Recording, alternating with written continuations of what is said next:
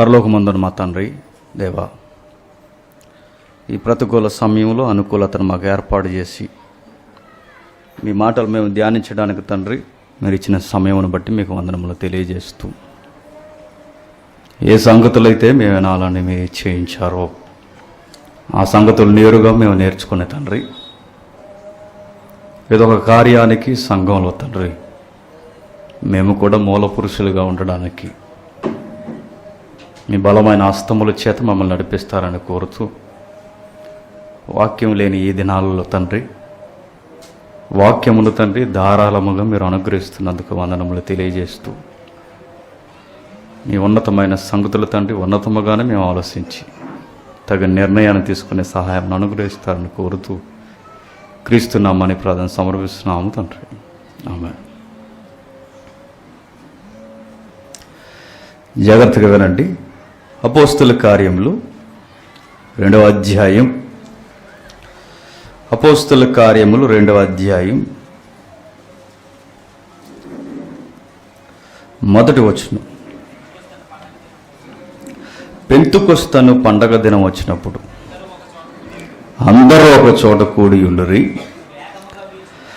అప్పుడు వేగముగా వీచు బలమైన గాలి వంటి ఒక ధ్వని ఆకాశము నుండి అకస్మాత్తుగా వారు కూర్చుండి ఉన్న ఇల్లంతయు నిండెను.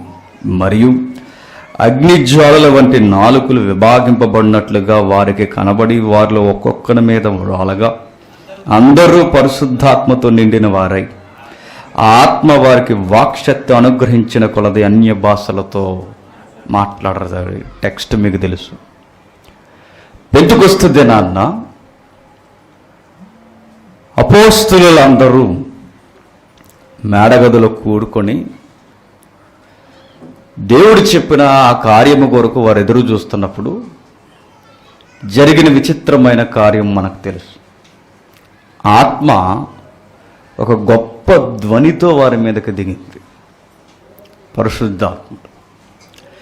ఎప్పుడైతే పరిశుద్ధాత్మని యొక్క కార్యము అగ్ని నాలుకలుగా విభాగింపబడినట్లుగా వారి మీదకి దిగిపోయాయో వారు వివిధ అన్య భాషలు మాట్లాడారు. ఎవరు? అపోస్తులు. ఎప్పుడైతే అపోస్తులు ఇది మాట్లాడుతున్నారో, మాట్లాడుతున్నప్పుడు జరిగిన సంగతి ఏంటంటే పబ్లిక్లో ఒక డిఫరెంట్ టాక్ వచ్చింది. ఏమని మాట్లాడుకుంటున్నారు ఇప్పుడు చూద్దాం. 13వ వచనం. కొందరైతే వీరు క్రొత్త మద్యముతో నిండి ఉన్నారని అపహాస్యము చేసిరి. ఏంటట? కొందరు కొత్త మద్యం ఏదో తాగేశారు అపోస్తులు, అందుకే ఇలా మాట్లాడేస్తున్నారు. నేను అంటాను, కామెంట్ చేసేవాడు బుర్ర లేకుండా కామెంట్లు చేసేస్తారు. తాగినోడికి కొత్త భాష వస్తుందా అంటే వాళ్ళ ఉద్దేశం ఏంటంటే ఏదోటి పాయింట్ ఒకటి చేయాలంతే. లాజిక్ మర్చిపోయి ప్రజల్లో వాళ్ళని దిగజార్చాలని వాళ్ళు చేసేది ఏంటంటే, ఇదిగో వారు ఏదో కొత్త వైన్ ఏదో స్వీకరించారు, అందుకే కొత్తగా మాట్లాడారు. వైన్ తాగినోడికి లాంగ్వేజ్ రాదు, మరి ఏమొస్తుంది? బొస వచ్చేస్తుంది వాడికి. అది నాలుగు కూడా తిరగదు వాడికి. ఇలాంటి గలిబిలి వాతావరణం వారి మధ్య ఉన్నప్పుడు ఎవరు లేచారట? పెద్ద ఆయన పేతురు గారు లేచారట. లేచి ఇప్పుడు అదే ఆయన గురించి మనం మాట్లాడుకోవాల్సింది. అయితే పేతురు ఆ 11 మందితో కూడా లేచి నిలిచి బిగ్గరగా వారితో ఇట్లా, నేను యోదయ మనుష్యులారా, యెరూషలేములో కాపురమున్న సమస్త జనులారా, ఇది మీకు తెలియనుగాక, చెవియొగ్గి నా మాటలు వినుడి. ప్రజలందరినీ పిలుస్తూ ఆయన ఏమని మాట్లాడుతున్నాడు చూడండి. యోధా ప్రజలారా, నా మాటకు మీరు చెవియొక్కండి. మీ కామెంట్స్ అన్ని పక్కన పెట్టి నేను ఏం చెబుతున్నానో ఆలోచించండి అని పురాతనమైన ఒక ప్రవక్త ప్రవచనాన్ని లేపైన మాట్లాడతాడు. ఎందుకు ఈయన గురించి మనం మాట్లాడుకోవాలి అంటే, ఈ పేతురు అనే ఆయన ఒక ఆయన గురించి మాట్లాడాడు కనుక ఆయన గురించి ఈరోజు చెప్పే ప్రయత్నం ఉన్నది. ఏం మాట్లాడారు పేతురు గారంటే, ఆయన మాట్లాడుతున్న ప్రసంగంలో బాప్తీసాన్ని కూర్చుండదు. ఆయన మాట్లాడిన ప్రసంగంలో మారు మనసును కూర్చుండదు. బాగా వినాలి. ఆయన ఏ ప్రసంగం అయితే చేశాడో ఆ చారిత్రాత్మకమైన ప్రసంగంలో బాప్తిస్మ ప్రస్తావన తీసుకురాడు, మారు మనసు ప్రస్తావన తీసుకురాడు. కానీ సంఖ్య ఎంతమంది అట మారిన వారు? 3000 మంది. మీరు ఒకవేళ తింగరగా బైబిల్ చదివేస్తే మీకు ఒక డౌట్ రావచ్చు, అదేంటి అక్కడ ఉందగా టెక్స్ట్లో అని. అది ప్రసంగంలో ఉన్నది కాదు. మరి ప్రసంగం విని మారిపోయి పొడవబడిన తర్వాత మేము ఏం చేయాలని అడిగిన తర్వాత జరిగిన టాక్ అది. అర్థమవుతుందా? అంటే ఏం మనకు కనబడుతుందో మీరు చూడండి. ప్రసంగంలో ఆయన బాప్తిసాల కొరకు మాట్లాడలేదు, ప్రసంగంలో ఆయన మారు మనసు కొరకు మాట్లాడలేదు. మరి ఆయన మాట్లాడింది ఏంటంటే ఒక విచిత్రమైన మాట మాట్లాడాడు. అది చారిత్రాత్మకమైన ప్రసంగం. ఆ ప్రసంగంలో 3000 మంది రక్షింపబడిపోయారు. నేను అంటాను, ఈరోజు బాప్తీసాలు ఉన్నాయంటే ఇక్కడ ఎంతమంది ప్రసంగికులు ఉంటే అందరూ దేని గురించి మాట్లాడతారు? బాప్తీసం కోసమే మాట్లాడతాం. ఏంటి అక్కడ కొత్త దేవుడు ఏమైనా తెలిసేది? గొడవ, డిస్టర్బెన్స్ ఉంటే మీకు ఒక సౌలభ్యం ఉంది, 100కి ఫోన్ చేసేయండి. ఏం పర్లే, ఏం డోకలా. మీకు ఏమన్నా ఇబ్బంది ఉంటే సాంఘికపరమైన దురాచార కార్యక్రమాలు మా పక్కనే జరుగుతున్నాయండి, మా కుటుంబాలు ఉన్నాయని ఒక ఫోన్ చేయండి, దిగిపోతుంది బెటాలియన్. వెళ్ళిపోతారు బ్యాచ్ అంతా. ఎక్కడికి? లోపలికి. ఈ సిగ్గు బిడియు వాళ్ళ కాపురాలు మాత్రం బాగుండాలి, మన మధ్యతరగతి కుటుంబాల మధ్యకి వచ్చి మాత్రం ఇలాంటి దొమ్మర కార్యక్రమాలని పెడతారు. ఫోన్ చేయండి, ఏం పర్లా. ఏమన్నా అయితే నేను రికమెండేషన్ చేస్తాను. బాబు వాలంటీర్లు ఏమైనా మీరు శ్రద్ధ తీసుకోండి. 2 వాలంటీర్లు 3 ఉన్నారు మన చర్చిలో. న్యూసెన్స్ యాక్ట్ వర్తిస్తుంది వాళ్ళకి. జాగ్రత్త. విందాం. 2వ అధ్యాయం 29వ సహోదరులారా, మూలపురుషుడకు దావీదును గూర్చి నేను ధారాళముగా మాట్లాడవచ్చును. అతడు చనిపోయి సమాధి చేయబడిను. అతని సమాధి నేటి వరకు మన మధ్యనున్నది. అతడు ప్రవక్తేయుండెను.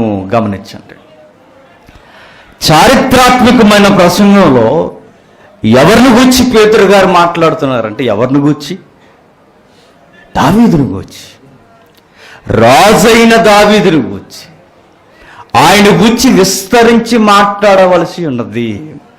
నిజంగా ఆయన ప్రసంగం 3 ముక్కల్లో తెగ్గొట్టేస్తాడు.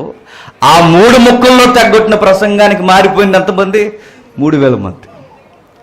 ఆయన ఏం మాట్లాడాడో మొత్తం బైబిల్లో రాయబడలేదు, కానీ మెయిన్ కంటెంట్ పరిశుద్ధాత్ముడు రాయించాడు. నేను అంటాను, 3000 మందికి మారిపోయిన ప్రసంగంలోని మెయిన్ కంటెంట్ 3 ముక్కలు అయితే అర్థమైపోవాలి మీకు. మనం గంటలు మాట్లాడుతున్నాం, మరి మనకెన్ని వస్తాయి? అరముక్కు కూడా రాదేమో. 3000 మార్చింది నేను అంటాను. మన ప్రసంగాలకి 1 డే ఇప్పటికి ఉన్న పాటున కనీసం 3 బాప్తీసం తీసుకోగలరా? తీసుకోలేరు. మరి అలాంటి ప్రసంగాన్ని ఆ కీబోర్డ్గా ఏదైతే కనబడుతుందో మరి మనం దాన్ని ఆలోచించొద్దా చెప్పండి? ఆలోచించాలిగా. పేతురు గారిని నిలబడి పేతురు గారిని చిన్న ప్రసంగికుడు అని అంచనా వేయకండి. ఆయన ఎంత గొప్ప ధీరుడంటే ప్రసంగంలో క్రీస్తు పూర్వం ఉన్న లోతు యొక్క మనస్సు ఏంటో రాసిన ఒకే ఒక అపోస్తలుడు ఎవరు? పేతురు గారు. ఇప్పుడు మరుగైపోయిన లోతు యొక్క మనస్సు అది ఎట్లా ఉందో తన ప్రసంగంలో లేదా పత్రికలో వివరించిన వాడు ఎవరంటే ఎవరు చెప్పండి? పేతురు గారు. ఆ మాత్రమేనా? పౌలు గారు కూడా లెక్క తేల్చని ఒక లెక్కనైనా ఒక్క మాటలో తేల్చిపాడేశాడు. ఎవరు? పేతురు గారే. ఏమిటంటే సంఘమంతా ప్రభు రాక కొరకు ఎదురు చూస్తుంటుంది. సంఘం ఆ రోజు నుంచి ఈ రోజు వరకు, ఆ రోజు పౌలు కానీ ఆ స్థానిక సంఘాలు కానీ అన్నీ ప్రభు రాక కొరకు ఎదురు చూస్తుంటే అది ఏ టైము ఎలా ఉంటుందో సరి అయిన లెక్క ఇవ్వాల. కానీ ఒక్క లెక్కనే ఒక్క దెబ్బతో తేల్చేసిన వ్యక్తి ఎవరంటే పేతురు గారు. ఆయన అన్నది ఏంటో తెలుసా? మీరు టెన్షన్ అయిపోకండి, 1000 సంవత్సరాలు 1 డే అన్నాడు. ఎవరిని? సంఘాన్ని. నిజంగా పండితులు తేల్చలేని మాట కూడా ఈ పండితుడు ఒక్క మాటలో తేల్చేశాడు చూడండి. నిజంగా ఆ మాట ఆయన, ఆ స్టేట్మెంట్ ఆయన ఇవ్వకపోతే, 1000 సంవత్సరాలు దేవుని దృష్టికి ఒక్క దినముగా ఉందన్న స్టేట్మెంట్ ఇవ్వకపోతే, సంఘము చాలా అనుమానాలతో ప్రభువు రాక మీద ఉండిపోదునేమో. మీకు అర్థమవుతుందా? ఇన్ని సంవత్సరాలు అయిపోయింది, వస్తాడా రాడా అంటే పేతురు గారు అన్నాడు, సంవత్సరాలు అనుకో, ఆయన దృష్టిలో ఎంతట 1000 అంటే ఇప్పుడు ఎన్ని రోజులు? జస్ట్ 2 రోజులు అయింది అంతే అంటాడు ఆయన. అంటే 2000 సంవత్సరాలు అయింది. 2000 సంవత్సరాలు అంటే మనకి దేవుని దృష్టిలో 2 రోజులు. దీనికి టెన్షన్ అయిపోతావు ఎందుకు సంగమా అంటాడు ఆయన. అంటే పేతురు గారు ఎలాంటి విషయాలు లేవనెత్తాడంటే గొప్ప గొప్ప సంగతులు లేపి మాట్లాడాడు ఆయన. అలాంటి గొప్ప ప్రసంగికుడు గనకే, పరిశుద్ధాత్మల చేత నడిపింపబడిన వాడు గనకే ఆ రోజు 3000 మంది మారిపోయారు. నిజానికి మీకు చెప్పాను 31st నైట్ అనుకుంటా. నిజానికి ఆయన యొక్క జీవన శైలి మీకు తెలుసు. ఆయన ఏం చేసేవాడు? చేపలు పట్టేవాడు. చేపలు పడుతున్న ఆయన ఒకరోజు ఆయన అనుభవం అంతా కుప్పకూలిపోయింది. అనుభవం అంతా కుప్పకూలిపోయి ఒంటరిగుండి సముద్రం ఒడ్డున చిక్కులు పడిపోయిన వలలు ఇప్పుకుంటూ ఏం చేయాలో పరిస్థితులు, అంత అనుభవం ఉన్న పూట కూటికి ఒక్క చేపను కూడా పట్టుకెళ్ళలేని పరిస్థితుల్లో బిక్కుమని ఒంటరిగుండిపోయిన పేతురుని చూశాడు. ఎవరు చెప్పండి? మిమ్మల్ని చూసి నవ్వాలేడాలో తెలియదు. ఇక్కడ మాత్రం నోరులు లేకవు. ఏమైనా మాట్లాడమంటే మాత్రం సౌండ్ అవసరం లేకుండా మాట్లాడతారు. మాట్లాడండి, మీ మౌనం నశించు కాక మాట్లాడండి. యేసుక్రీస్తు వారు మాట్లాడారు ఎవరితో? పేతురు గారితో. సైమన్ పీటర్, కమ్, నేను చెబుతున్నానుగా, ఒకసారి నువ్వు ఆ కుడి భాగమున ఆ వలై అన్నాడు. ఆ రోజు వలయడమే కాదు నేర్పిస్తా ప్రభు, మరి మనుషులు పట్టడం కూడా ఎలాగో నేర్పిస్తాను రా అన్నాడు. వచ్చాడు పేతురు. కూడా వచ్చిన తర్వాత మీరు పేతురు యొక్క జీవన శైలిని చూడండి. అంత అనుభవం ఉన్న పేతురు గారు ఒక్క చేపను పట్టలేకపోతే, ప్రభువు పట్టుకున్న తర్వాత పేతురుని ఎన్ని వేల మందిని పట్టుకుంటున్నాడు? 3000 మంది. అనుభవం ఉండి ఒక్క చేప పట్టుకోలేని పేతురు 3000 మందిని ఎట్లా పట్టుకోగలిగాడంటే, ఆయన వెనక్కుండి నడిపిస్తున్నది ఎవరు అంటే పరిశుద్ధాత్ముడు. ఆయన ఎనువెంట ఉండి నడిపిస్తున్నది ఎవరంటే ప్రభు. అంత గొప్ప కార్యాలు చేసి నడిపిస్తున్నప్పుడు 11 మంది మిగిలిపోతే ఒకడు ఎక్స్పైర్ అయిపోయాడు. ఎవరైనా? యోధ గారు. ఆయన తన కాలాన్ని ముగించుకొని అర్ధాంతరముగా తానున్న చోటుకి, తన చోటుకి వెళ్ళిపోయాడు. తన చోటు అంటే ఏంటి? నరకం. తన చోటుకి వెళ్ళిపోయి ఆ ఒక్క కార్యక్రమం లేదా ఆ స్థలాన్ని భర్తీ చేయకుండా అలా వదిలేశాడు. ఆ లెక్క తర్వాత పూర్తయిన తర్వాత ఈ జమా చేయబడిన పెద్దలు ఎవరైతే ఉన్నారో వీళ్ళంతా కలిసి ఆరాధన చేయడం. ఆరాధన చేస్తున్న సమయంలో ఆ 11 మందితో కలిసి పేతురు నిలబడిన ఆ ప్రసంగంలో ఒక ముఖ్యమైన వ్యక్తిని పరిచయం చేయడం. ఆ ముఖ్యమైన వ్యక్తి ఎవరంటే మూల పురుషుడైన దావీదు. పేతురు గారి ప్రసంగం ఏంటో అంతా నేను చెప్పాలనుకోవట్లేదు, కానీ మీరు గమనిస్తే ఆ మూల పురుషుడైన దావీదు అన్న పదం ఎందుకు ఉపయోగించాడు? ఇది నా ఆలోచన. చూద్దాం, ఒకసారి చదువుదాం రండి మరలా ఒకసారి. అపోస్తుల కార్యములు 2వ అధ్యాయం 29వ వచనం నుండి.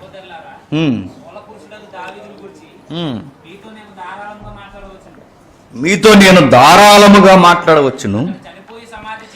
అతడు చనిపోయి సమాధి చేయబడను. అతని సమాధి నేటి వరకు మన మధ్య ఉన్నది. అతడు ప్రవక్త అయి ఉండెను గనక అతని గర్భఫలములో నుండి అతని సింహాసనం మీద ఒకరిని కూర్చుండబెట్టేదను. బాగా వినండి. దావీదు గారిని గూర్చి పేతురు గారు ఒక విచిత్రమైన పదం ఉపయోగించాడు. ఏ పదం? మూల పురుషుడైన దావీదు. ఇప్పుడు నేను కొన్ని క్వశ్చన్స్ అడుగుతాను. ప్రజలందరూ పుట్టుకకు మూల పురుషుడు ఎవరు? జీకే క్వశ్చన్, జీకే ఆన్సర్ చెప్పండి. ఆదాము. మరల రెండో ప్రశ్న, ఆదాము తర్వాత తరములు జలప్రలయంలో గతించిపోతే మరలా మనుషులందరికీ మూల పురుషుడిగా కనబడే పెద్ద ఆయన ఎవరు? Very good. మరలా ఆధ్యాత్మిక స్థితిగతుల్లో ప్రపంచంలో దేవుని చేత ఎంపిక చేయబడి, దేవుని చేత తన ఊరు నుండి పిలువబడి ఎంపిక చేయబడిన మొట్టమొదటి ఆధ్యాత్మిక విశ్వాస వీరుల మూల పురుషుడు ఎవరు?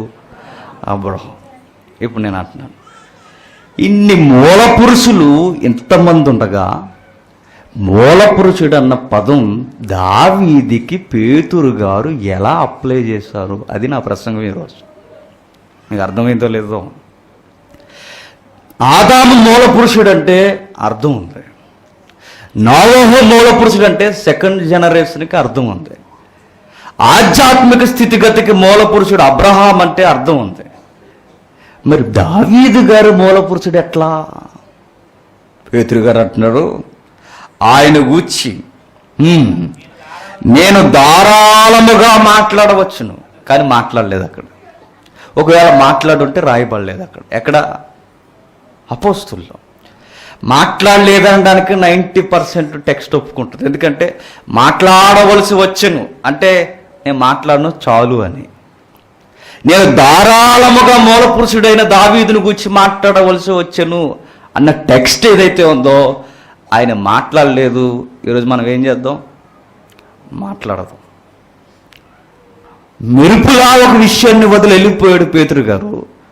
మూల పురుషుడైన దావీదు అన్నాడు. ఎందుకు ఆయన గురించి మనం ఆలోచించాలంటే, ఆయన ఎట్లా మూల పురుషుడో మనకు అర్థమైతే కనీసం కొన్ని సంగతులైనా మనం మూల పురుషులుగా ఉండే ప్రయత్నం చేస్తాం. చూద్దాం, మరలా వచనం చదువుతాం ఒకసారి. సహోదరులారా, మూల పురుషుడకు దావీదును గూర్చి మీతో నేను ధారాళముగా మాట్లాడవచ్చును. అతడు చనిపోయి సమాధి చేయబడును. బాగా వినండి, మూల పురుషుడు దావీదు యొక్క జీవన శైలిని మీరు గమనించండి. కుటుంబంలో చిన్నవాడు, సమాజంలో చిన్నవాడు. ఇంకా విచిత్రమైన చెప్పనా, తండ్రి చేత సరి అయిన ప్రేమకు నోచుకొనని వాడు ఎవరు? దావీదు. ఎలా ప్రేమకు నోచుకోలేదని మనం ఎట్లా చెప్పగలమంటే, కొడుకులందరిని పిలిచాడు కానీ ఈ కొడుకుని మాత్రం పిలలేదు. ఎక్కడ వదిలేశాడు? అరణ్యంలో. ఎప్పుడు? అభిషేకం జరుగుతున్నప్పుడు. ఆయన ఎక్కడుండిపోయాడయ్యా అంటే అరణ్యంలో. వయసు ఎంత అంటే ఆటలాడుకునే వయసు. ఆటలాడుకునే వయసు తండ్రి గొర్రెల మందలను అప్పగించి అడవికి తోలేశారట. నీకు చాలాసార్లు చెప్పాను. ఆ వయసులో ఏమొచ్చినా ఎదిరించేంత బలం లేదు, వయసు లేదు. కానీ దేవుని కృప తోడుంది కనుక ఆ క్రూర మృగాల్ని ఎదిరించాడు ఆయన. అంటే వాడు ఏమైపోయినా పర్లా, మృగాలు తినేసినా పర్లా, ఏమైపోయినా పర్లా అన్న ఆన్సర్ మాత్రం వాడు దొరుకుతుంచుండు ఆ ఫ్యామిలీలో. ఒక విధముగా ఆ ఫ్యామిలీ అందరూ ఉన్నట్టు గవర్నమెంట్ ఎంప్లాయీస్ అయితే ఈ అబ్బాయిని సరిగ్గా చదువు కూడా చదివించకండి ఎక్కడో తోలేశారట. ఎక్కడికి? అడవికి తోలేశారట. అంటే ఫ్యామిలీలో చిన్న చూపు, సమాజంలో చిన్న చూపు. ఇంకా విచిత్రం ఏంటి చెప్పనా, అదుగో ఇదిగో అని ఏదో రాజు పక్షాన చేరితే ఎప్పుడు చంపేద్దామా అని ఎదురు చూస్తున్నాడు. ఎవరు? సౌలు. ఇంకా ఇంకా ఆయన గురించి మాట్లాడుకోవాలి కానీ ఏ విధముగా చూసినా శత్రువు ముందు కూడా ఎవరు కనబడుతున్నాడు? ఎలా కనబడుతున్నాడు? చిన్నగానే కనబడుతున్నాడు. ఈ చిన్నవాడు ఎక్కడ ఆదరణ లేనివాడు అయిన దావీదు. యోసేపు మీద చాలా ప్రేమ ఉంది. ఎవరికి? యాకోబుకి. బెన్యామీను మీద కూడా చాలా ప్రేమ ఉంది. ఎవరికి? యాకోబు. ఎవరో ప్రేమింపబడిన వ్యక్తి, ఎవరి చేత పలకరింపబడిన వ్యక్తి అడవుల్లోనే కాలయాపన చేస్తూ మందల చుట్టూ తిరిగిన ఒకే ఒక్క అమాయకపు వ్యక్తిలా కనబడే బాలుడు ఎవరు? దావీదు. ఇలాంటి పరిస్థితుల నుండి ఆయన ఎట్లా మూల పురుషుడు అయిపోయాడు? మూల పురుషుడు అన్న పదం మీకు అర్థం అవ్వాలంటే ఒక ఎగ్జాంపుల్ మీకు తెలియాలి. కన్స్ట్రక్షన్ జరుగుతుంటుంది చూసారా, గోడ కడుతున్నప్పుడు లేదా ఇల్లు కడుతున్నప్పుడు ఒక మూలరాయిని ఉపయోగిస్తారు. ఆ మూలరాయి ఎందుకు ఉపయోగిస్తారంటే గుర్తుపెట్టుకోండి, అటున్న రాళ్ళకి ఇటున్న రాళ్ళకి ఆ రాయి సరిగ్గా సెట్ చేస్తుంది. నిజానికి అది ఎందుకు పనికిరాని రాయిలో ఉంటుంది. మీకు అర్థమవుతుందా? నిజంగా మీరు దావీదును చూడండి, పూర్వకాలం తన ముందున్న పితరులకి, తన తర్వాత రాబోతున్న ఎవరైతే ఉన్నారో భక్తులకి ఒక మూలరాయిలా కనబడుతుంటాడు ఆయన. తృణీకరింపబడినవాడు, దూరం చేయబడినవాడు, ఇలాంటి వ్యక్తి నుండి ఎవరు రాబోతున్నారై అంటే ఒక మహానుభావుడు రాబోతుంటే ఆ వ్యక్తి కన్స్ట్రక్షన్కి లేదా ఆ నిర్మాణానికి ఒక మూల పురుషుడిగా నిలబడిపోయాడు. ఎవరైనంటే సమాజంలో ఏమాత్రం చూడబడని వాడు ఎవరు? దావీదు. ఆయన మూల పురుషుడు అయ్యాడట. ఎట్లా మూల పురుషుడు అయ్యాడంటే మీకు వెంటనే గుర్తొచ్చేది ఏంటి చెప్పండి? ఏంటది? Fight scene. దావీదు అనగానే 4-5 రాళ్ళు ఒడిసిలా అజానుభావుడు పెహల్వాన్ అని కొట్టాడు, అది గుర్తొస్తుంది మనకి. కానీ దావీదు అనగానే చాలా సుగుణాలు ఉన్నాయట. ఆయన సుగుణాల్లో కొన్నిటిని మనం చూద్దాం. దావీదు అనగానే జస్ట్ మీకు టూకీగా చెప్తాను వినండి. దావీదు అనగానే ఆరాధకుల్లో మూల పురుషుడిగా కనబడతాడు. ఎవరు? దావీదు గారు. ఎలా వర్షిప్ చేసేవాడు దావీదు గారు? కోపం వచ్చిందనుకోండి, కోపం మీద ఒక పాట రాస్తాడు ఆయన. ఎవరు? దావీదు గారు. ఎవడి మీదన్నా కోపం వచ్చిందనుకోండి, నీ గుడారం పెగిలింపబడును గాక, నీ ఉద్యోగం వేరొకటి తీసుకొను గాక, నీ మీదకు శత్రువులు వచ్చి మీదడిపోను గాక. ఏంటి తిట్లు కూడా ఏంటి? పాట.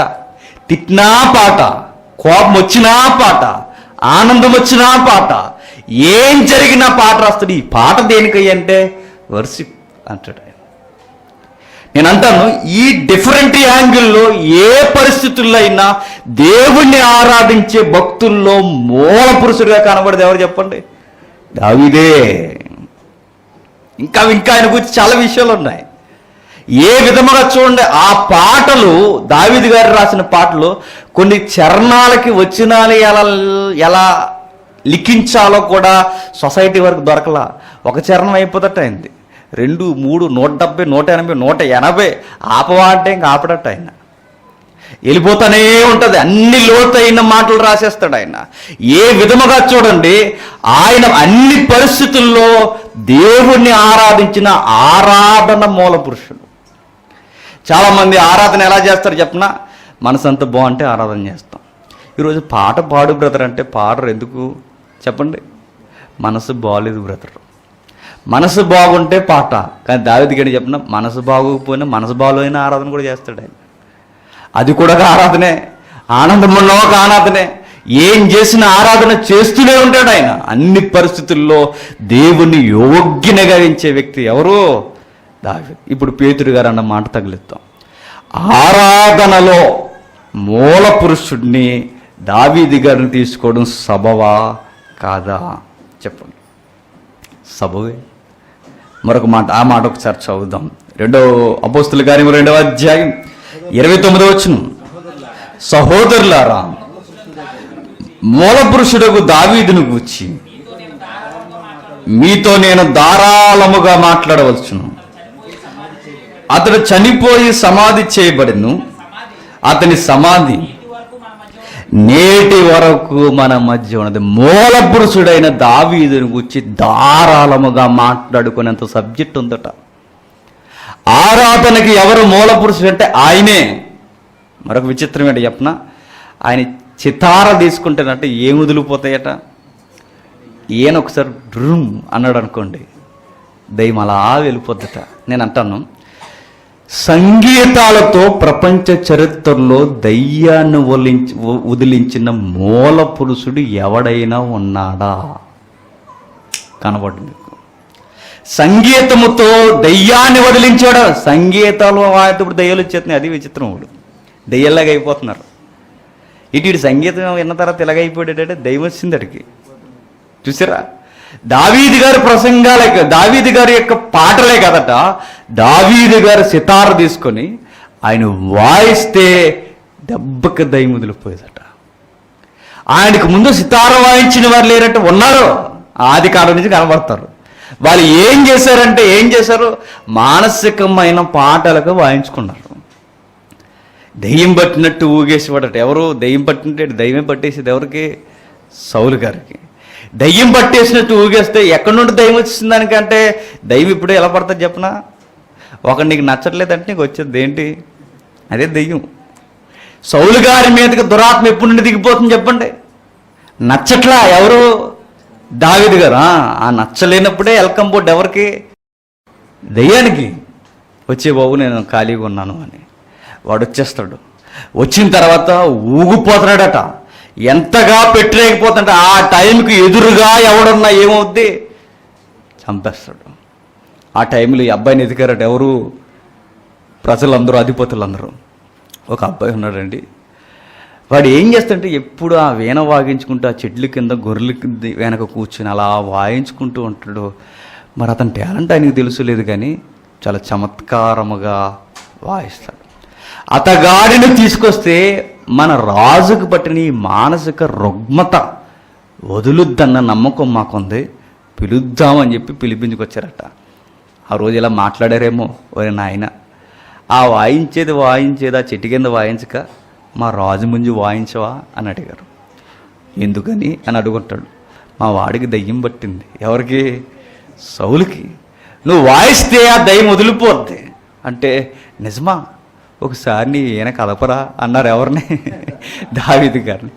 ఇలాగనేసరికి ఒక్కసారి అలాగ నిమగ్నం అయ్యేసరికి దయ్యం అలా వదిలిపోయేదట. అప్పుడు వెంటనే ఎంత విచిత్రం అంటే, మై డియర్ సన్ డేవిడ్ ఇప్పుడు వచ్చేవయ్యా అనేవాడు నార్మల్గా. ఎవరో? సౌలు.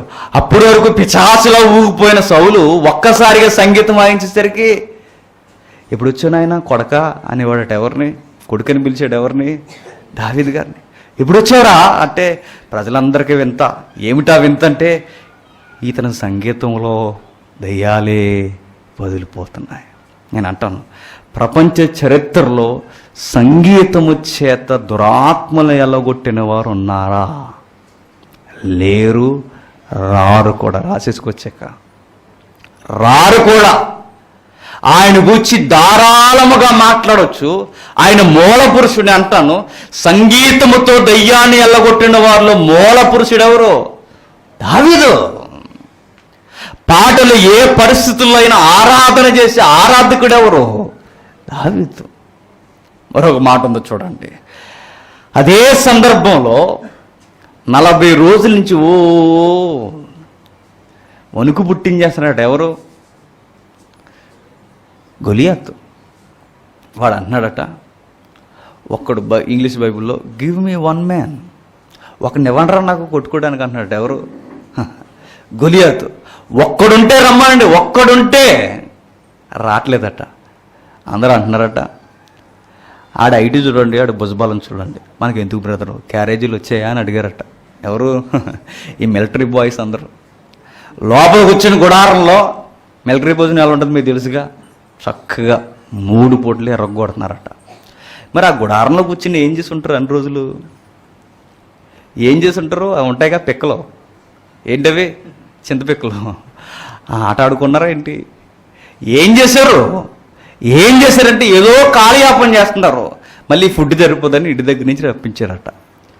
చూడండి ఎంత బాధ్యతలు అప్పగించారంటే దావీదు గారికి. ఎండకి వానకి తడిసిపోయి గొర్రెల మందల్ని అడవిలో కాసుకుంటుంటే, అడవిలో ఆల్రెడీ కాసుకుంటుండేవాడిని అర్జెంటుగా పిలిపించి, మీ అన్నలు ఎరగదీసేస్తున్నారు అక్కడ, ఎక్కడ బోర్డర్లో. ఎరగదీసేది ఏమీ లేదు, ఇన్ఫర్మేషన్ అలా ఉంది టౌన్లో. స్త్రీల దగ్గర కూడా అలా చెప్పారు, మేము యుద్ధానికి పోతున్నాం తెలుసా అని. ఇంత ఎరగదీసేస్తున్నారు అక్కడికి వెళ్ళి చెబితే, వాళ్ళు ఎరగదీసేది ఏమి లేదు, ఊగేస్తున్నారట అక్కడికి వెళ్ళి తినేసి. ఇక్కడ బ్యాచ్ ఉంటారు, యుద్ధానికి వచ్చారు. ఇప్పుడు ఏంటి? వాక్యం వినడానికి. వాక్యం వినడం, దాన్ని జీర్ణించుకోవడం కూడా ఒక యుద్ధ వైఖరి, అదొక యుద్ధ వాతావరణం. చాలామంది ఇక్కడ ఊగేస్తుంటారు చూడండి.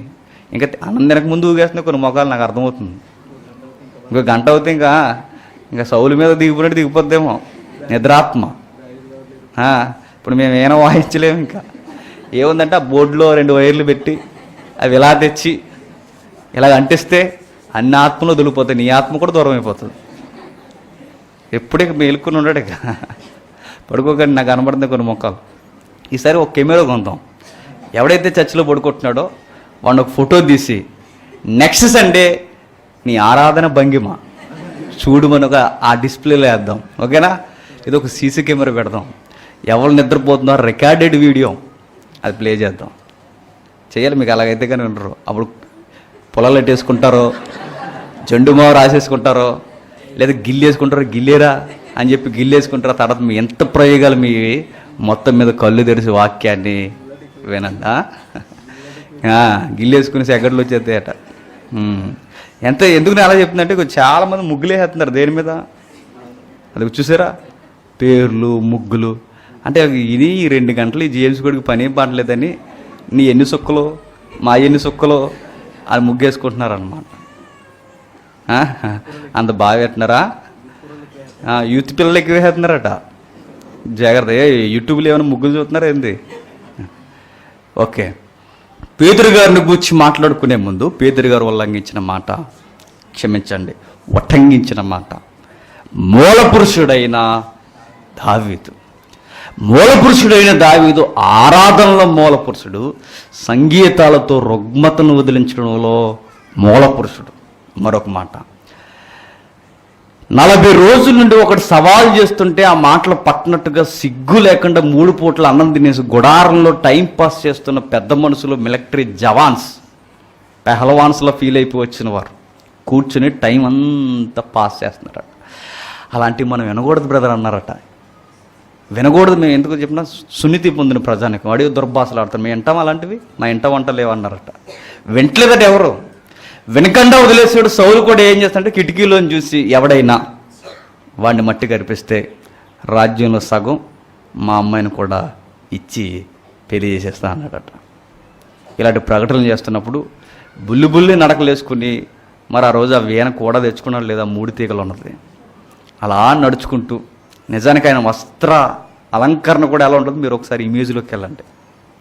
ఆ తోలు తట్టి ఇలాంటిది ఏదో కట్టుకున్నాడేమో, లేదో నడుముకి చిన్న హాఫ్ డ్రెస్ వేసుకుని ఉంటాడు ఎవరు, దావీదు గారు.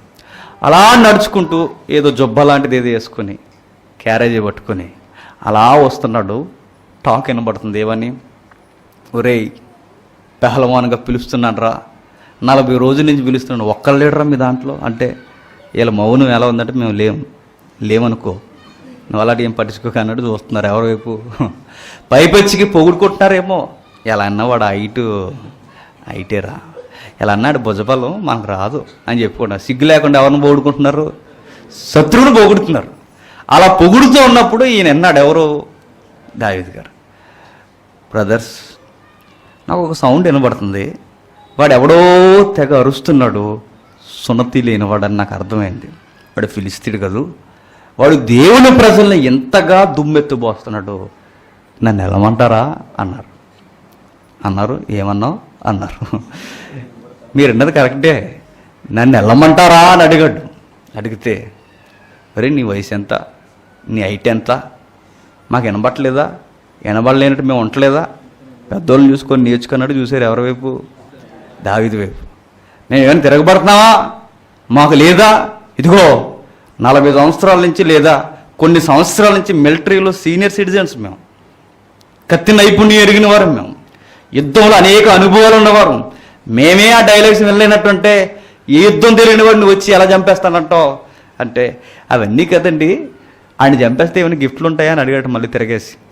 ఎవరు, దావీదు గారే. ఎవడో అందించాడు మళ్ళీ అంటాడు, కుదురుండి వెళ్ళినాడు, సగ భాగం ఇచ్చి అలా అమ్మాయిని చేసేస్తాడంట. నేను ఎప్పుడు చెప్పే మాట ఏంటంటే, సరదాగా ఇలాగా ఉంటాడు, ఆ అమ్మాయికి సొట్టబొక్కలు ఉంటాయా అని. అవన్నీ ఎందుకు బాబు నువ్వు అని చెప్పాడు ఏంటి, చంపేస్తాను ఏమైనా ఉందా లేదా, సరే గిఫ్ట్లు రెడీ చేసుకోమానండి, వాళ్ళ అమ్మాయిని కూడా రెడీగా ఉండమని చెప్పండి, వెళ్తాను ఇద్దరికంటే. ఈ టాక్ అలా పంపించారు ఎవరి దగ్గరికి, అన్నల దగ్గరికి, సౌలు దగ్గరికి. మీ వాడు తెగూగేస్తున్నాడు, క్యారేజీలు తెచ్చి అస్సలు ఉండనట్టున్నాడు, ఎగిరెగిరి పడిపోతున్నాడు, మీ తాలూకా అనుకుంటాను, మీ బ్రదర్ అనుకుంటాను, ఊగిపోతున్నాడు, ఆపలేకపోతున్నావు అండి, దగ్గర ఎగిరెగిరి పడిపోతున్నాడు, ఉవ్వెత్తిన డ్యామ్ అని ఆపలేనట్టు మీ వాడు డ్యామ్ ఎత్తినట్టున్నాడు, ఒకసారి చూడవయ్యా అన్నారు. వచ్చాడు పెద్దోడు, వచ్చి అడుగుతున్నాడు, నాకు తెలుసురా, నువ్వు ముందు నుంచి ఇలాంటి మనిషివని నాకు తెలుసు, వద్దన్న పని చేస్తావు, గొర్రెలు వదిలేసావు గాలికి, మరి ఏదో బాధ్యత ఉన్నట్టు, ఏం చేసావు, ఏం జరిగింది అని ఊరకి అరిచేస్తున్నారట. ఎవరి మీద, దావీదు మీద అరిచేసి, ఏం చేయాలి నాకు తెలుసు, నువ్వు యుద్ధం చూద్దామని కదా క్యారేజీ వంకత ఇక్కడికి వచ్చేసావు, మాకు తెలుసు, నీ వైఖరి చిన్నతనం నుండి ఇంతే అన్నారట. అవేం పట్టించుకోలేదు. కానీ అన్నలు తిడుతున్నప్పుడు ఎలా ఉన్నాడు నాకు తెలిసి, ఇలా చేతులు కట్టుకుని మనసులో అనుకుంటాడు, 7 సార్లు ఎదవాలా తిట్టుకుంటే తిట్టుకోండి అని. తిట్టుకుంటే మౌనంగా ఉండిపోయాడు. వాని అన్నం ఏమి అలా మౌనంగా ఉండిపోయిన తర్వాత వెళ్ళాడు. ఎంత విచిత్రం అంటే, వెళ్ళిన తర్వాత 5 రాళ్ళు తీసుకెళ్ళి 4 రాళ్ళు ఇంకా బ్యాలెన్స్ వదిలేసి ఒక రైతు కొట్టొచ్చేసాడట. వెళ్ళే ముందు డైలాగ్స్ ఏంటంటే, వాడు అడుగుతున్నాడు పొలోమని, ఎవరు గొలియాతు, ఏమిట్రా నువ్వు మరి నన్ను అంత సీపుగా లెక్కేస్తున్నావు, కనీసం కత్తి లేదు ఏమీ లేదు, కర్రట్టుకుని వచ్చేస్తున్నావు ఏంటి, కుక్కను అనుకున్నావా అంటే, ఇలా పైనుంచి కిందకు చూసి, నువ్వు అంత పొడవు ఉన్నా కానీ నా దృష్టికి కుక్కవే అన్నాడట.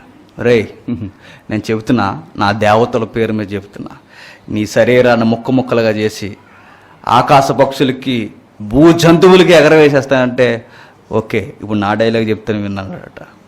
చెప్పనా, నీ పీక నరికేసి నీ శరీరాన్ని ఆకాశ పక్షులకి భూ జంతువులకి ఎగరవేసేస్తాను, యెహోవా జీవముతోడు అన్నాడట. వాడికి అర్థం అవట్లేదు. నరికేస్తావా, కత్తి లేనిది ఎలా నరికేస్తావరా అనుకుంటాం. దావీదు దగ్గరికి పక్కకి జరిగి, బ్రదర్ దావీదు, నీ చేతులు ఉన్నవి రాళ్ళు, నీ చేతులు ఉన్నది ఒడిసిలా, గట్టిగా ఉంటే కర్ర ఉంది, వాడు తల ఎలా నరికేస్తావు బ్రదరు అని అడిగామనుకోండి, మళ్ళీ ఇలా దగ్గర పిలిచి బ్రదర్ వెళ్ళారా అని పిలుస్తాడు. చెవులో చెప్పి, వాడి కత్తి ఉందా, వాడి కత్తే మన కత్తి అవుతుంది చూడు అన్నాడట.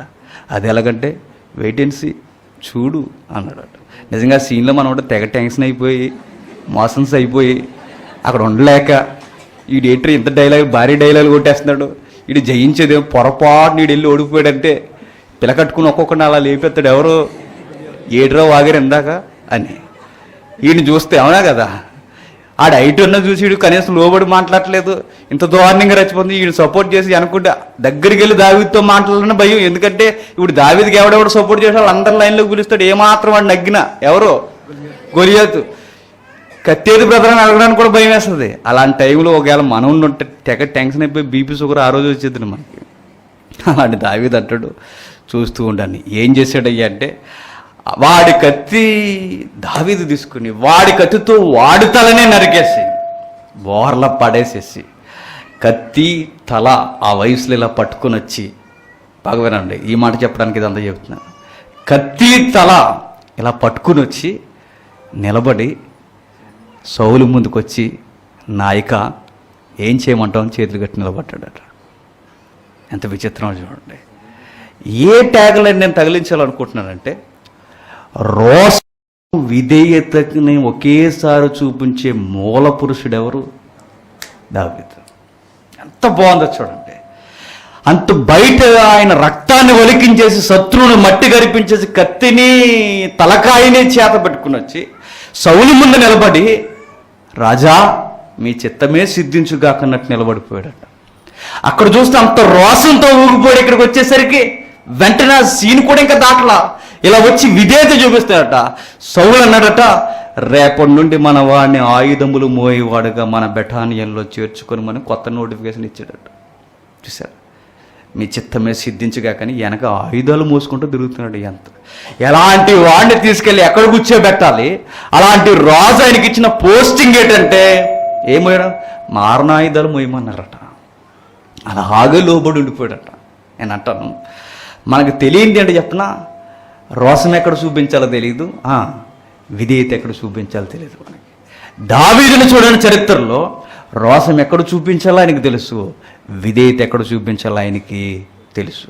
ఆయన చరిత్రలో ఇట్టి వారులో మూల పురుషుడు. ఎన్నెన్ని మాట్లాడుకోవాలి ఆయన గురించి. ఆరాధన చేయడంలో ఆయన మించిన వాడు లేడు, మూల పురుషుడు. నెక్స్ట్, సంగీతముల చేత దురాత్మలను ఎల్లగొట్టడంలో మూల పురుషుడు. నెక్స్ట్, రోషమును విధేయతను ఒకేసారి ఒకే సమయంలో పాటించే మూల పురుషుడు దావీదు. ఆయన గురించి ధారాళముగా మాట్లాడవచ్చు, ఆయన గురించి విస్తరించి మాట్లాడవచ్చు. నెక్స్ట్, ఆయన గురించి కనబడే మరొక రమ్యమైన మాట ఏంటంటే, ఆజ్ఞల ప్రేమికుడు, వాక్య ప్రేమికుడు. ఎవరు? దావీదు గారు. ఎంత వాక్య ప్రేమికుడు అంటే ఆయన, మీరు గమనిస్తే దివారాత్రులు పగలు చదివేస్తాడట, పగలు రాత్రి కూడా చదువుతాడట. అదే మాట వెనకేంటంటే ధ్యానంలో కూడా ఉంటాడట. దివారాత్రులు మీరు గుర్తుపెట్టుకోండి, ఆయనకి ఏమన్నా సమయం దొరికితే ఆయన సమయాన్నంతా ఇచ్చించేది ఎక్కడ? ఆ ధర్మశాస్త్రం దగ్గరే ఉంటాడట. ఆ ధర్మశాస్త్రాన్ని చదవడం కదా, రాత్రి పగల్లో ఆ ఊహల్లోనే తేరుతూ ఉంటాడు. ధ్యానం అంటే ఏంటి? అదే ఊహలో ఉండడం. వాక్య ప్రేమికుల్లో ఆయన మొట్టమొదటి పురుషుల్లో లెక్కలో మనం వేయగలిగితే ఆయనకి ఫస్ట్ ప్లేస్ ఇవ్వచ్చు. ఆయన ఎంత ప్రేమిస్తాడంటే వాక్యాన్ని, ఇదిగో నీ మీదకి ఇలాంటి కార్యములు చేశావో నీకు 3 ఆఫర్లు ఇస్తున్నా, ఈ 3 ఏం కావాలో తెలుసుకో. నువ్వు లెక్కలేసావుగా, దేవుని ఆజ్ఞ ఇది, నీ తిక్క తీరిపోద్దంటే ఆ ఆజ్ఞని బట్టి లోబడి ఆనందపడిపోయాడు ఎవరు? దావీదు గారు. వాక్యం ఎలాంటి ఆజ్ఞ ఇచ్చినా, ఎలాంటి ఆజ్ఞలు ఇచ్చినా ఆజ్ఞలలో ఆనందించేవాడు ఎవరంటే దావీదు. ఆజ్ఞలలో ఎవరైనా ఆనందిస్తారా? ఆజ్ఞలు ఎక్కువైపోతే కొలిది మనం ఏం చేస్తాం? తెగ ఇబ్బంది పడిపోతాం. చూడొద్దు, తినొద్దు, తిరగొద్దు, అలా ఉండొద్దు, ఇలా అవుతుంది అంటే మనకి సంఘం ఎలా ఉంటుందో చెప్పిన సెంట్రల్ జైల్లో కనబడుతుంటుంది మనకి. ఇటు అన్ని రూల్స్ ఏంటంటే సంఘంలో మరీ దారుణం, కానీ రాలేకపోతున్నాం. కానీ దావీదు ఏంటి చెప్పిన, కొత్త ఆజ్ఞ దేవుడు ఏదన్నా ఇచ్చి ఆజ్ఞలు ఇలా ఉన్నాయి, ఇది దాటావో అంటే ఆ ఆజ్ఞ చూసి నీ ధర్మశాస్త్రము చాలా రమ్యముగా ఉందంటాడట, నీ ఆజ్ఞలు చాలా బాగున్నాయట. ఆయన రాసిన మాటల్లో ఒక మాట ఏంటంటే, దివారాత్రులు ధర్మశాస్త్రమందు ఆనందిస్తున్నాడు. నేను అంటాను, వాక్యమందు మనం ఎప్పుడు ఆనందించగలం అంటే మనలో లొసుగులు లేనప్పుడు ఆనందించగలం. మనలో జీవితం అంతా లొసులుగా, తప్పులు తడకగా ఉందనుకోండి, వాక్యం చదువుతున్నప్పుడు గుండె ఎలా కొట్టుకుంటే చెప్పండి, వేగం పెరిగిపోతుంటుంది. ఆనందం ఉండదు, మరి బాధ, భయం, దేవునికి ఇంత వ్యతిరేకంగా నేను ఉన్నాను ఏంటి అని. కానీ దావీదు చూడండి, ఏ ఆజ్ఞ చదువుకున్నా అది ఇది భలే ఉందరా అనుకున్నాడు. ఏ ఆజ్ఞ చూసినా ఆ ఆజ్ఞను బట్టి ఏం చేసేవాడు? ఆనందపడిపోయాడట. అందుకే ఆయన చూడండి, ఆయన కీర్తనలో మీరు ఎక్కడ కదపండి, ఆయన మాటల్లో ఒక మాట హెచ్చించి మాట్లాడిన మాట, నీ నామము కంటే నీ వాక్యముని హెచ్చించితివి, అందుకు నీకు స్తోత్రం అంటాడు, నీకు స్తుతులు కలుగునుగాక అంటాడు. అంటే వాక్యం అంటే పిచ్చి పిచ్చిగా వినేవాడు ఎవరు? చదివేవాడు ఎవరు? దావీదు గారు. ఇప్పుడు నేను అంటాను, అంత ఆజ్ఞలు పాటించిన వారిలో ఆయనే నెంబర్ 1 పురుషుడిగా మనకు కనబడతాడు. ఎట్లా అని చెప్పిన, ఒకవేళ మరొక కొలతలు ఆయన చూస్తే క్షమాపణ కొరకు అంతగా కన్నీరు కార్చిన వారిలో చరిత్రలో ఇక మీకు ఎవరు కనిపించరు. ఎవరు? దావీదు గారే. క్షమాపణ వచ్చిన తర్వాత కూడా మీరు చూడండి, క్షమాపణ వచ్చిన తర్వాత ఏమైపోవాలి? ఎగిరి గంతేసి ఇంటికి వెళ్ళిపోవాలి. కానీ దావీదు గారు చూడండి, క్షమాపణ వచ్చిన తర్వాత కూడా ఏడ్చాడట.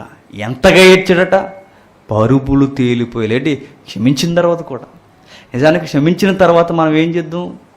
బడాకానేటి ఏం చేద్దాం? అందరం పిలిచేద్దాం ఇంటికి, క్షమాపణ వచ్చేసింది అనేసి పెద్ద భోజనం పెట్టి అందరితో కృతజ్ఞత కూడా కట్టేద్దాం. కానీ ఆయన చూడండి, క్షమాపణ వచ్చిన తర్వాత కూడా ఆయన బాధ ఏంటో చెప్పిన, పొరపాటున నేను తప్పు చేసిన ఆ స్థలంలోకి వెళితే, చి నా తండ్రికి వ్యతిరేకంగా నేను ఎక్కడే తప్పు చేసిన తెగేడ్చేవాడట.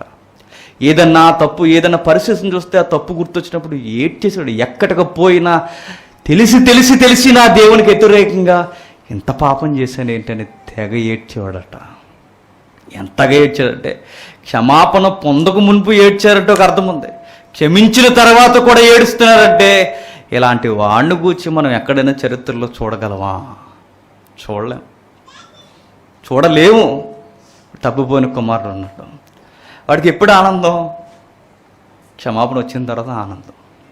అక్కడ చిన్న టెక్స్ట్ ఉంది, మీరు జాగ్రత్తగా చూస్తే, తప్పిపోయిన కుమారుడు వస్తే వచ్చిన తర్వాత తండ్రి మెడ మీద పడి ముద్దు పెట్టుకుని వాడిని స్వీకరించి లోపల తీసుకెళ్ళి ఒక మంచి పశువుని వధించి ఆహారం పెడుతుంటే ఆ తర్వాత ఆనందంలో కూడా పాలు పంపులు పొందాడు ఎవరు? తప్పిపోయిన కుమారుడు. కానీ దావీదు చూడండి, తప్పిపోయి తిరిగి వచ్చిన కుమారుడిలా క్షమాపణ పొందిన ఆ ఇందులో కూర్చుని ఒకవేళ ఆ ముద్ద కలుపుతుంటే దావీదు ఏడుస్తాడేమో. ఇలా కలుపుతూ, ఈ ముద్ద తినడానికి కూడా అర్హత లేదు తండ్రి, నీకంత వ్యతిరేకంగా నేను పాపం చేశాను. మరో గమ్మత్తుండి చెప్పిన, దావీదుని గూర్చి ఆయన గూర్చి తప్ప ఇంకెక్కడ ఎవరు గూర్చి అంత బలమైన సాక్ష్యం ఇవ్వాల. ఎవరిచ్చినా సాక్ష్యము గుర్తుపెట్టుకోండి, దేవుని కోసం ఇచ్చారు. కానీ దావీదు కోసం ప్రత్యేకమైన సాక్ష్యం దేవుడు ఇచ్చాడు. ఎవడో చెప్పిన, ఆయన జీవితంలో ఈ ఒక్క తప్పు తప్ప ఇక ఏ తప్పు ఆయన జీవితంలో చేయలేదట. నేను అంటాను, ఇలాంటి సాక్ష్యం పొందుకున్న వారిలో మూల పురుషుడు లిస్టులో కనబడేది ఎవరు చెప్పండి? ఫస్ట్ ప్లేస్లో దావీదే. క్షమాపణ పొందిన దేవుడు సాక్ష్యం ఇచ్చాడట. దేవుని కొరకు సాక్ష్యం కూడా ఒక పెద్ద వింత అయితే దేవుడే సాక్ష్యం ఇచ్చాడట. ఇదిగో ఇతడి జీవితంలో మరలా ఇంకెప్పుడు తప్పు చేయలేదట. ఒకే ఒక్క తప్పు బెత్షెబా విషయంలో, ఇక మరలా తప్పు చేయలేదట.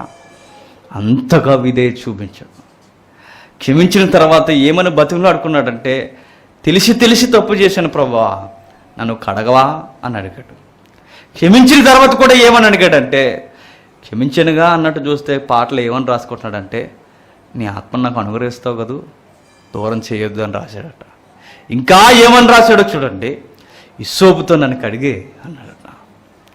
ఏమమ్మ కంటే తెల్లగా నన్ను చేయి, మరలా రక్షణానందం నాకు ఇవ్వు, క్షమించాను కదా ఇస్తాను కానీ అంటే ఎక్కడో ఆయనకి పట్టని మనసు అడుగుతూనే ఉన్నాడట. అంత ఏడ్చాడు చూడండి.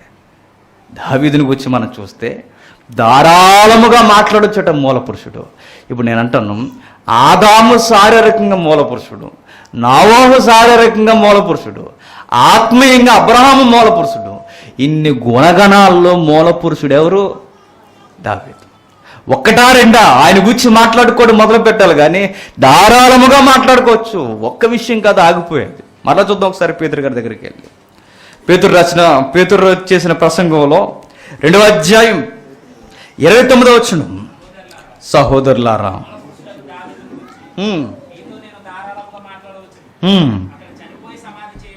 అతడు చనిపోయి సమాధి చేయబడెను, అతని సమాధి నేటి వరకు మన మధ్యనున్నది, అతడు ప్రవక్త అయి ఉండెను గనుక అతని గర్భఫలములో నుండి అతని సింహాసనము మీద ఒకని కూర్చుండబెట్టుదునని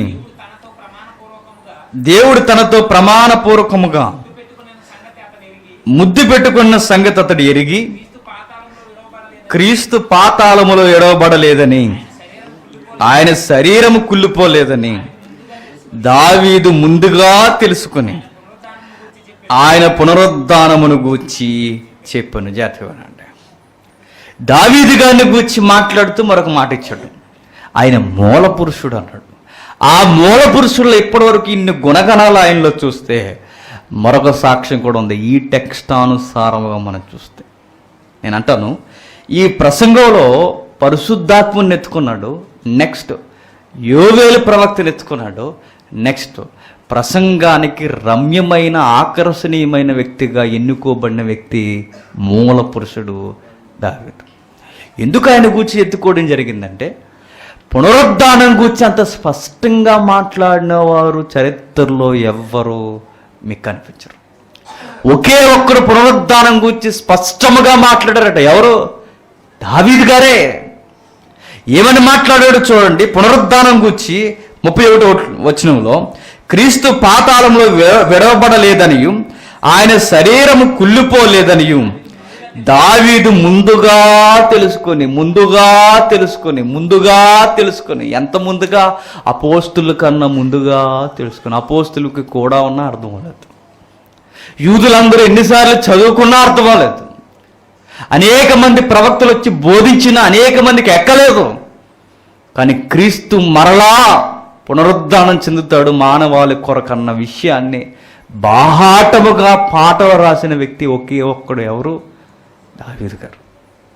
ఎక్కడ రాశాడైనా 16వ కీర్తనలో రాస్తాడు. ఆ 16వ కీర్తన ఒకసారి చూడండి. 16వ కీర్తన మరలా అవుతుంది అక్కడికి. 16వ కీర్తన 8వ వచనం నుండి, సదాకాలము యెహోవాయందు నా గురి నిలుపుచున్నాను, ఆయన నా కుడి పార్శ్వమందు ఉన్నాడు గనక నేను కదల్చబడను. అందువలన నా హృదయం సంతోషించుచున్నది, నా ఆత్మ హర్షించుచున్నది.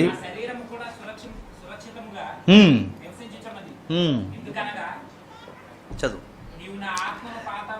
నీవు నా ఆత్మను పాతాళములో విడిచిపెట్టవు, నీ పరిశుద్ధుణ్ణి కొల్లిపెట్టనివ్వు. ఇది దావీదట, తన గూర్చి రాసుకున్నది కాదట. అది తన గూర్చి కాదన్న సంగతి దావీదుకు తెలుసు అన్న సంగతి ఎవరు చెబుతున్నారు? పేతురు గారు. ఆయన ఒక గొప్ప ప్రసంగికుడు. ఆయన ప్రసంగం చేయడమే కాదు, పూర్వకాలపు భక్తుల మనసులో ఏముందో కూడా చెప్పే ప్రసంగికుడు ఎవరు? పేతురు గారు. ఇటు పూర్వకాలపు మనుషుల మనసుల్లో ఏముందో ఈయనకి ఎలా తెలుస్తుంది అంటే, ఈయనకి తెలియదు, ఈ నడిపించే పరిశుద్ధాత్మకు తెలుసు. ఆ రోజు ఎలా సేవ చేశారో ఆయనకి తెలుసు. అందుకే దావీదు రాస్తున్నప్పుడు ఆయన మనసులో ఎవరున్నారంటే, అది దావీదుని గూర్చి రాసుకున్నది కదట. మరి ఎవరిని గూర్చి రాసిందంటే, తన పరిశుద్ధుని గూర్చి రాసుకున్నదట, తన ప్రభువుని గూర్చి రాసుకున్నదట. ఎవరు తన ప్రభు అంటే ఎవరు తన పరిశుద్ధుడు? యేసుక్రీస్తు. అందుకే ఇదే పేతురు గారు ఏమైనా కలుపుకుపోతారో చూడండి. ఇదే 2వ అధ్యాయం 25వ వచనంలో ఆయన గూర్చి దావీదు ఇట్లా, నేను ఆయనను గూర్చి, ఎవరిని గూర్చి? యేసుక్రీస్తుని గూర్చి. ఆయన గూర్చి దావీదు ఇట్లా, నేను అంటే దావీదికి అర్థమైంది ఇది నా గూర్చి కదా, ఎవరి గూర్చి? ప్రభువుని గూర్చే అని. ఎందుకంటే మనుష్యుడిగా ఇవి నాకు గుర్తించో, రాబోతున్న అభిషక్తుడు ఒక ఆయన ఉన్నాడన్న సంగతి ఆయనకి బాగా తెలుసు. ఏమని రాస్తున్నాడు చూడండి. నేను ఎల్లప్పుడూ నా ఎదుట ప్రభువుని చూసిచుంటిని, ఆయన నా కుడిపార్శ్వమునున్నాడు గనుక నేను కదల్చబడను. కావున నా హృదయము ఉల్లసించెను, నా నాలుక ఆనందించిన. ఎల్లప్పుడూ చూస్తున్నాడు ఎవరిని? ప్రభువుని. మరి ఎలా చూశాడంటే మనకు అర్థం అవుదంతే. ఎలా చూశాడంటే ఎల్లప్పుడూ ప్రభువును చూస్తున్నాడట, చూస్తున్నట్టుగానే బతికేశాడట. అదృశ్యుడైన వాడిని చూశారట భక్తులు. చూసి ఎల్లప్పుడూ చూస్తున్నాను, ఆయన నా కుడిపార్శ్వనున్నాడు, నేను కదల్చబడను, ఆయన నాతో ఉంటే నాకు ఏ డోకా లేదన్నాడట. ఇంకేమన్నాడు చెప్పనా? కావున నా హృదయము ఉల్లసించెను, నా నాలుక ఆనందించును. ఎంతగా ఆనందించాడు చెప్పనా దావీదు గారు? రాజ్యం పోయింది, కొడుకులు తిరగబడిపోయారు, ప్రజలే చివరికి సపోర్ట్ లేకుండా పోయింది, నమ్మిన వారే ఆయనకి ఎన్నిపోట్ల దగ్గరైపోయారు. ఆ టైంలో అడుగుకు పోయి బిక్కుబిక్కుమని తిరుగుతాయని రాసిన పాట ఏంటో చెప్పనా? యెహోవా ఎదుట పచ్చని ఒలీవల మొక్క వలె ఉన్నానంటాడు. ఎప్పుడు? ఇటు రాజ్యం పోయి అన్నీ పోయి చివరికి బిక్కుబిక్కుమని తిరుగుతూ అడవిలో తిరుగుతున్నప్పుడు అప్పుడు ఆయన అన్న మాట ఏంటో చెప్పనా? యెహోవా ఎదుట పచ్చని ఒలీవల మొక్కలా ఉన్నాను అన్నాడు. ఎవరైనా పిలిచి పచ్చగా ఎక్కడున్నవే, రాజ్యం పోయింది కదంటే ఆయన అంటాడు, నీకు తెలియదులే, ఆయన ఎదుట ఉన్నాను అంటాడట. కొడుకులే తిరగబడుతున్నా కదా, ఏది నీ పచ్చదనం అంటే నీకు తెలియదులే, ఆధ్యాత్మిక తీవ్రతలు ఆయన ఎదుట నేను ఎప్పుడు నిండు వృక్షంలా ఉన్నాను అంటాడు.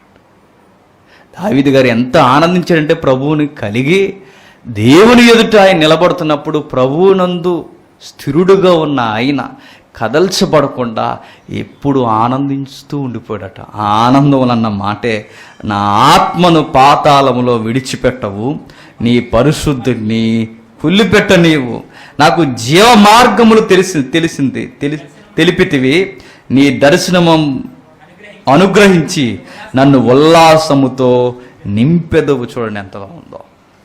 నీ పరిశుద్ధిని కుళ్ళుబెట్టనియ్యవు. ఆ మాట దావీదు కొరకు కదట, మరి యేసుక్రీస్తు కొరకే. ఈ మాట దావీదు కొరకు కాదు అనడానికి బలమైన సాక్ష్యం ఎవరంటే దావీదే. ఇంకా బలమైన సాక్ష్యం ఎవరంటే పెంతెకొస్తులో ప్రసంగం చేస్తున్న పేతురే. ఇంకా బలమైన సాక్ష్యం ఎవరంటే వీటన్నిటి నడుమ వెనక నడుస్తున్న పరిశుద్ధాత్ముడే. దావీదు గారికి ఏం తెలిసిందంటే జీవమార్గాలు తెలిసిపోయాట. ఏమిటా జీవ మార్గం అంటే? ఎవరు చెప్పండి, ఎవరా జీవ మార్గం? యేసుక్రీస్తు. ఆయన ద్వారానే జీవం. ఆ జీవాధిపతి చంపబడినా మరలా తిరిగి లేస్తాడన్న సంగతి అర్థమైపోయిందట. నేను అంటాను, పునరుద్ధానమును గూర్చి ఇంత బాహాటంగా మాట్లాడిన వారిలో ఈ లిస్టులో పేతురు గారికి దొరికిన మూల పురుషుడు ఎవరు? దావీదు దొరికాడు ఆయనకి. ఆయన ప్రసంగానికి కీరోలుగా రోజు కనబడింది ఎవరంటే దావీదు గారే కనబడ్డాడు.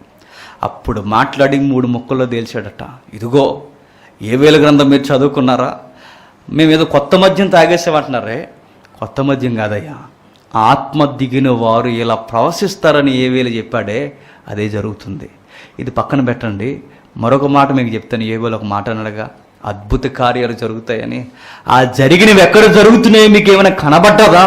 ఆ నజరుడైన యేసు చేత అనేక అద్భుత కార్యములు, ఆశ్చర్య కార్యములు చేయబడ్డాయి. అది మీరేం చేశారు తెలుసా? దేవుని చేత అభిషేకింపబడిన ఆ వ్యక్తిని, ఆ నజరుడైన యేసుని మీరేం చేశారు? చంపేశారు. మరలా నేను చెప్తున్నాను, మీరు చంపేశారని మీరు అనుకుంటున్నారు, కానీ ఆయన తిరిగి లేచాడన్న సంగతి మీకు తెలియలేదు. కానీ మీ పితరుడైన దావీదుకి బాగా తెలుసు. ఆయనకి బాగా తెలుసు అన్న సంగతి నేను సాక్ష్యం చెప్తున్నాను. ఆయన కీర్తన రాసినప్పుడు ఆ కీర్తన ఆయన కొరకు రాసుకోలేదు, మరి ఎవరి కొరకు రాసుకున్నాడు? తన ప్రభువు కొరకు రాసుకున్నది. ఆ ప్రభువు లేచాడు.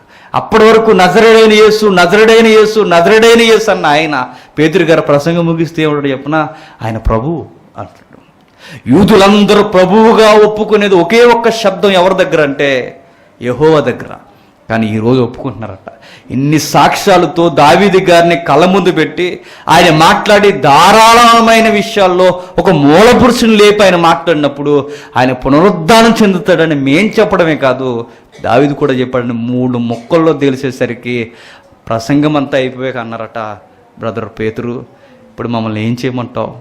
నాకు చాలా బాధ కలుగుతుంది. అలాంటి అభిషక్తిని మేము చంపేశామా? మా దావీదే గుర్తించిన వాడిని మేము చంపేశామా? ఇప్పుడు మేము ఏం చేయాలంటే, అప్పుడు అంటాడు ప్రసంగంలో కాదు బయట, ఏమని? మీరు మారు మనసు పొందండి, బాప్టిజం తీసుకోండి. బాప్టిజం తీసుకుని మారు మనసు పొందితే ఈ వరం మీకు కూడా అనుగ్రహం. అలా 3000 మంది మారిపోయారట. నేను అంటాను, ఆత్మ నడిపింపు ఉండాలి, కానీ ప్రసంగంలో పెద్ద మర్మాలేం అవసరంలా. ఆ ఆత్మ మనల్ని నడిపిస్తే ఆ సామాన్యమైన మాటలు కూడా వినేవాడికి ఎలా ఉంటాయి? వాళ్ళ గుండెలు పొడవబడతాయట. మీకు ఎగ్జాంపుల్ చెప్తాను. చాలాసార్లు ఈ ఒత్తిడి మధ్య అప్పటి వరకు 8:30, 8 కల్లా నేను డ్యూటీ ముగించుకుని ఇక అరగంటలో గంటలో 100 కిలోమీటర్ల దూరం మీటింగ్కి వెళ్ళాలంటే, వెళ్ళిన తర్వాత ఏదో ఒక మెసేజ్ 4 ముక్కలు మనసులో లేదా కారులోనే ప్రిపేర్ అయ్యి అక్కడికి వెళ్ళి చెప్పిన తర్వాత ఒత్తిడి వలన కొన్నిసార్లు ఆ సౌండ్ సరిగ్గా లేకపోతే సెట్ అవుతాం. నాకు అనిపిస్తుంది ఏం చెప్పలేకపోతున్నాను నేను రోజు అని. కానీ విచిత్రం ఏంటి చెప్పిన, కారు ఎక్కిన తర్వాత శ్రీగంధ్ అనే వాళ్ళందరూ అంటారు, బ్రదర్ ఈరోజు మెసేజ్ ఎరగొట్టేస్తూ ఉంటారు. నాకు అర్థమవుతుంది ఈరోజు ఏం చెప్పానని. నేను ఎరగొట్టినప్పుడేమో ఎవడు మాట్లాడ్డు, బాగా చెప్పినప్పుడేమో ఏం అంత రాదు, ఏమి చెప్పని చూసారా? ఆ రోజు వాళ్ళు వచ్చి ఇన్ని రోజులు కానీ ఈరోజు చాలా లోతుగా మాట్లాడమంటారు. ఇదేంటి విచిత్రం ఏంటంటే, మాట్లాడేది మనం కాదు, మనం ఏదో మాట్లాడుతున్నాం అనుకుంటాం, కానీ ప్రభు వాడుకోవడం మొదలు పెడితే మనకు అర్థం కాదు, కానీ వినేవాడికి అర్థం అవుద్దట. ఈరోజు దేవుడు నాతోనే మాట్లాడాడు. అందుకే ప్రసంగాలు మనుషులు మార్చలేవు, ప్రభు తాగితే మనుషులు మారుతారు. ఎవరి వలన ఎవరు మారరు. మనం ఏదో చెప్పేసాం అనుకుంటాం, కానీ ఆ మాట వల్ల మారరు. కానీ ఏదో సింపుల్గా ఏదో ఫ్లోలో ఒక మాట అంటాం చూసారా, అలాంటి మాటలు నేరుగా వాళ్ళకి తగులుతాయి. అది ప్రభువే పలికించే మాట, ఆ మాటకి కదిలిపోతారు. ఈ ప్రసంగంలో బాప్తిసం కొరకు లేదు, మారు మనసు కొరకు లేదు, ఏమీ లేదు. మరి ఎలా మారిపోయారంటే, అక్కడ మాట్లాడింది ఎవరు చెప్పండి? పేతురు కదట. మరి అనుకున్న పరిశుద్ధాత్ముడు ఆ టైంలో ఆ ప్రసంగమే కాదు, ఏ ప్రసంగం చేసినా మారిపోయేది ఎంతమంది? 3000 మంది. ఆ వెనకుండి మాట్లాడేది ఎవరు? పరిశుద్ధాత్మ. ఇప్పుడు నేను అంటాను, మూల పురుషుడైన దావీదుని గూర్చి ధారాళముగా మాట్లాడచ్చు. ఇప్పుడు మనం ధారాళంగా మాట్లాడాం, గడియారం ఏది? ధారాళంగా మాట్లాడామా? తక్కువే మాట్లాడడం. ఇంకా ధారాళంగా మాట్లాడడం మొదలు పెడతానని చెప్తాను. నైట్ 10 వరకు ఆయన గురించి మాట్లాడుకోవచ్చు. 1 2 ఆయన గురించి మాట్లాడుకోవడం మొదలు పెడితే విస్తరించి మాట్లాడుకోవచ్చు. అంత ధారాళమైన జీవన శైలి ఎవరిది? దావీదు గారిది. ఎన్ని విషయాలు ఇప్పుడు మళ్ళీ ముందుకు వద్దాం. ఫస్ట్, ఆరాధనలో మూల పురుషుడు ఆయనే. నెక్స్ట్, సంగీతముతో దురాత్మను నెలగొట్టిన మూల పురుషుడు ఆయనే. నెక్స్ట్, ఏ పరిస్థితుల్లో అయినా ఆనందించే ఆరాధన చేసే మూల పురుషుడు ఆయనే. ఆజ్ఞలను బట్టి, వాక్యమును బట్టి ఆనందించే మూల పురుషుడు ఆయనే. రోషము, విధేయత కలిగి ఒకేసారి ఎక్కడ ఎలా ఉండాలో అర్థం చేసుకుని తగ్గిపోయే మనుష్యుడే మూల పురుషుడు దావీదే. ఇప్పుడు చివరగా పునరుద్ధానమును గూర్చి, ప్రభువును గూర్చి ఆనందిస్తూ ప్రవచనాలు ప్రవచించిన మూల పురుషుడు బాహాటంగా క్రీస్తు పునరుద్ధానం కొరకు మాట్లాడిన మూలపురుషుడు దావీదే. ఈయన గూర్చి ధారాళముగా మాట్లాడవచ్చు. చరిత్రలో దేవుని చేత సాక్ష్యం పొందిన ఒక మూలపురుషుడు దావీదు. జీవితంలో ఒకే ఒక్క తప్పు చేసినవాడు దావీదు. చిన్న వయసులోనే దేవుని కొరకు విజయకేతనాన్ని ఎగరేసిన వాడు దావీదు. ఇలా ఆయన గురించి చెప్పుకుంటూ మొదలు పెట్టాలి. కానీ దావీదు అంటమే మీరు వెనకాల బ్యాక్గ్రౌండ్, నేను చెప్పడం మీరు అంటాం. అంత చరిత్ర ఉంది ఆయన గురించి. విస్తరించి ఆయన గురించి మాట్లాడేది. చివరిగా వచ్చిన చదివి ముగించుకుందాం. 2వ అధ్యాయం 29వ వచనం 35 వరకు 36 వరకు చదివేయాలి. కంటిన్యూ.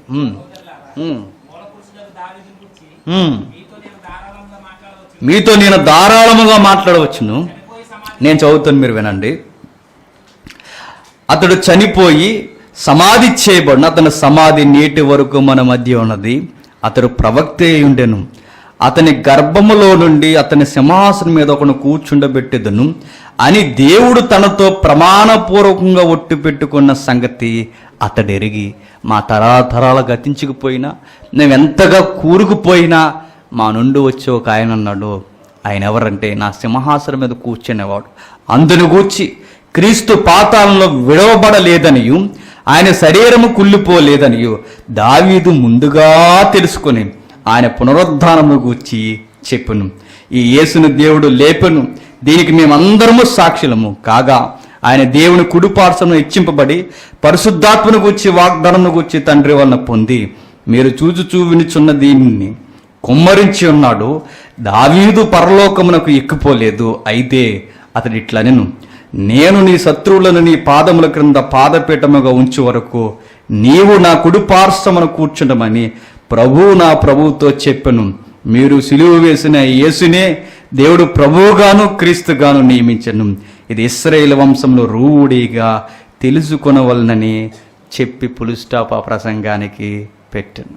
అప్పుడు ప్రజలందరూ అడుగుతున్నారు, వారు ఈ మాట విని హృదయంలో నొచ్చుకొని సహోదరులారా మేమేమి చేతుమని పేతుర్ని కడమ అపోస్తుల్ని అడగగా, అప్పుడు అన్నాడు, ప్రసంగం అయిపోయిన తర్వాత పేతురు, మీరు మారు మనసు పొంది పాపక్షమాపణ నిమిత్తము ప్రతి వాడు యేసుక్రీస్తు నామమున బాప్తిసం పొందుడి, అప్పుడు మీరు పరిశుద్ధాత్మను వరం పొందెదరు. ఈ వాగ్దానం మీకును మీ పిల్లలకును దూరస్తులందరికీ అనగా ప్రభు అయిన మన దేవుడు తన యొద్దకు పిలిచిన వారందరికీ చెందునని వారితో చెప్పును. ఇంకొను అనేక విధములైన మాటలతో సాక్ష్యం ఇచ్చి మీరు మూర్ఖులకు ఈ తరమ వారికి వేరే రక్షణ పొందడని వారితో హెచ్చరించను.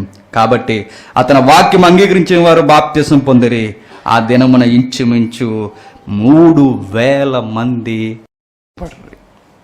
ప్రసంగం జరిగిపోయిందట, క్వశ్చన్ ఓవర్ జరిగిపోయిందట, హెచ్చరికలు జరిగిపోయాట, అన్నీ జరిగిపోయిన తర్వాత ప్రజలకు అర్థమైపోయింది మేము బాప్తిసం తీసుకుంటాం అని. 3,000 మంది మారిపోయారట. ఆ రోజు పెంతుకొస్తుంది నాన్న. మారిపోయిన వారి సంఖ్య ఎంత అంటే 3,000 మంది. ఒక మిషనరీ కొరకు చెప్పాలి, ఇది లేక దీనివల్ల చెప్పలా, వీళ్ళైతే చెప్తా. ఒంగోలులో ఒక చర్చ్ ఉంటుంది, అమెరికన్ బాప్టిస్ట్ సంఘం. అది ఎప్పటికి ఉంది స్టిల్. మరలా పెంతుకొస్తుని చూపించాడు ఒక మిషనరీ, మన భారతదేశానికి వచ్చే అమెరికా మిషనరీ. ఏం చేశాడు చేసి ఆయన ఒంగోలు వెళ్ళిన తర్వాత ఒక కొండ ఉంటుంది, ఆ కొండ పేరు ఏదో ఉంది, గుబ్బాలమ్మ కొండ ఏదో ఉంటుంది. ఆ ఒంగోలు కొండ మీదకి వెళ్ళి రాత్రులు ఏడుస్తూ ప్రార్థన చేసేవాడట, మారు మనసు పొందండి, మారు మనసు పొందండి. ఒకరోజు ఆయన చిన్న ప్రసంగం చేస్తే ఆ ప్రసంగానికి తాకిడి మొదలై ఆయన కన్నీళ్ళు ప్రార్థన అనంతరం 2,022 మంది ఒక్కరోజులో బాప్తిసం తీసుకున్నాం. ఒక్కరోజు చరిత్రలో నమోదు చేయబడిన రోజు మన భారతదేశంలో. ఎక్కడో యెరూషలేములో పెంతుకొస్తులు 3,000 మంది మారితే మరలా మరొక పెంతుకొస్తు ఎక్కడొచ్చిందో చెప్పనా? మన భారతదేశంలో, మన రాష్ట్రంలో, మన ఒంగోలు జిల్లాలో ఇప్పటికే సాక్షాత్ముగా అమెరికన్ బాప్టిస్ట్ సంఘం సజీవంగా ఉంది. ఆయన గురించి చెప్పాలి కానీ కుదరలా.